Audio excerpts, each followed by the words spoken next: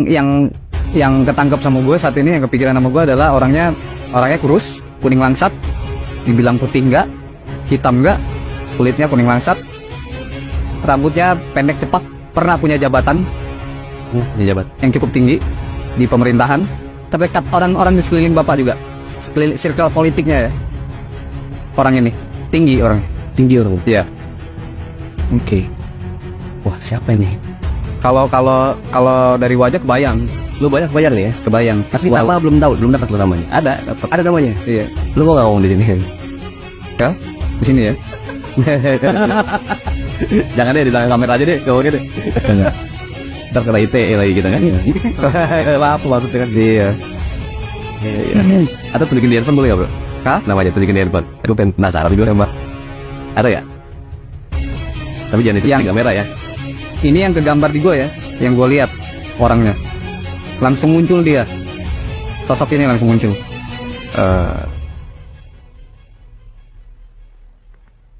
Oh. Ini yang muncul, sosok ini yang muncul.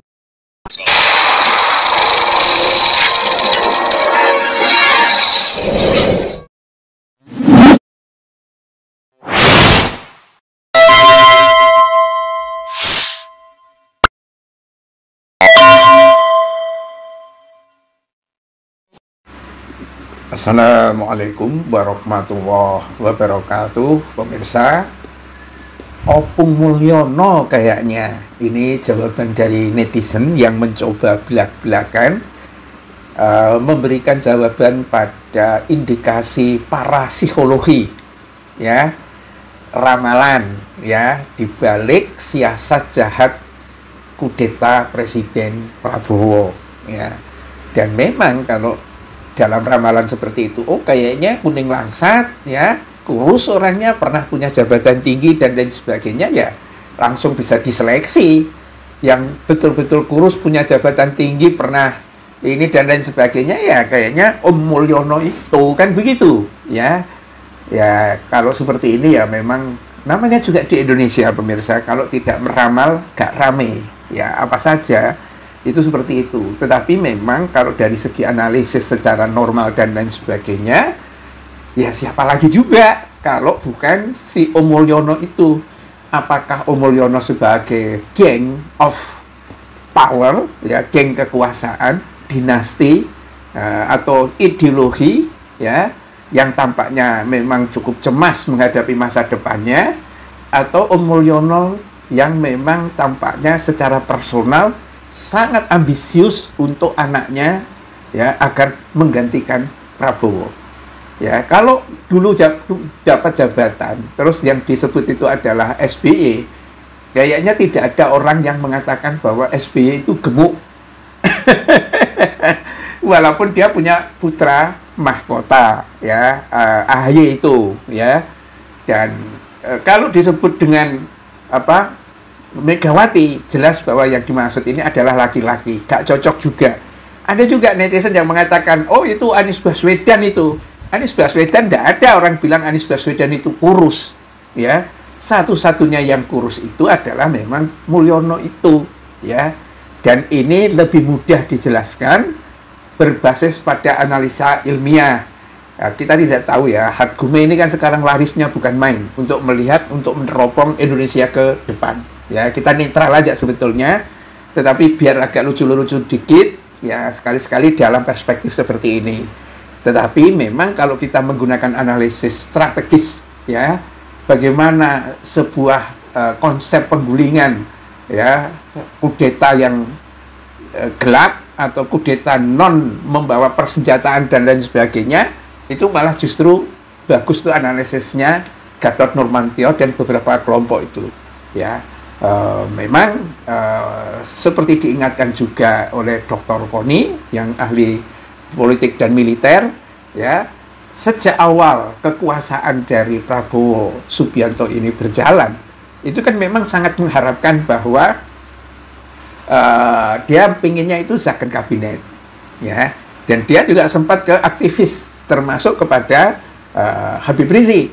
Habib Rizik pun nasihatnya jangan pakai itu orang-orangnya Prabowo. Tetapi 13 Oktober ya, menjelang pelantikan kabinet dan lain sebagainya, Prabowo kan dipanggil ke Solo ya sebagai botoh waktu itu, karena menangnya Prabowo ini memang basisnya itu adalah sembako.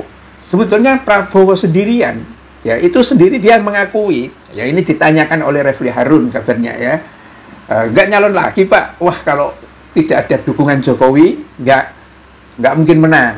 Itu kabarnya itu seperti itu ya.